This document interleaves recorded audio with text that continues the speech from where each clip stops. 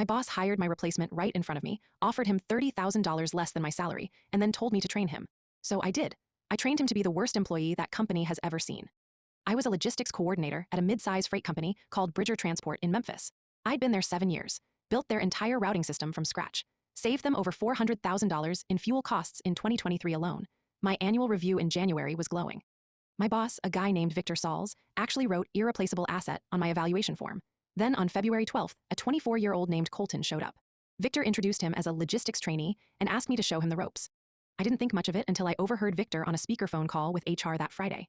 He said, "Once Colton's up to speed, we phase out Jenna's position. He's at $42,000 instead of her $71,500. That's the whole play." I sat at my desk for 10 minutes just staring at my screen. 7 years. I skipped vacations for this company. I came in during an ice storm in 2022 because nobody else would. And the whole play was to replace me with a cheaper kid. I went to Victor first. I said, "I heard the call. Is my job being eliminated?" He looked me dead in the eyes and said, "Jenna, I'd never do that to you. Your family here." Attempt 1, lied to my face. I went to HR the following Monday. Spoke with a woman named Diane who told me personnel decisions were confidential and she couldn't comment. Attempt 2, stonewalled. I emailed Victor a formal request asking for written confirmation of my job security. He never replied. Attempt 3, ignored, so I stopped fighting it and started planning. For the next 2 weeks, I trained Colton on everything. Except everything I taught him was slightly wrong. I showed him the routing software, but gave him a shortcut method that skipped the load optimization step, which would quietly increase fuel costs on every shipment.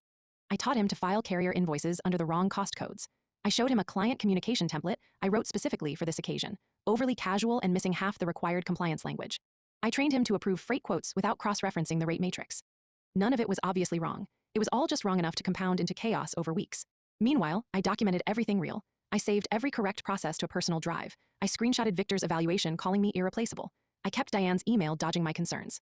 I saved the calendar invite where Victor scheduled Jenna's transition meeting for March 1st. On February 28th, Victor called a team meeting. 14 people in the conference room. He smiled and said, "I want everyone to know how much I value loyalty in this team. That's what makes Bridger a family." Then he turned to me and said my role was being restructured, effective immediately. He thanked me for my years of service, handed me a separation packet worth 4 weeks' pay. I stood up, smiled, and said, "I appreciate the family speech, Victor.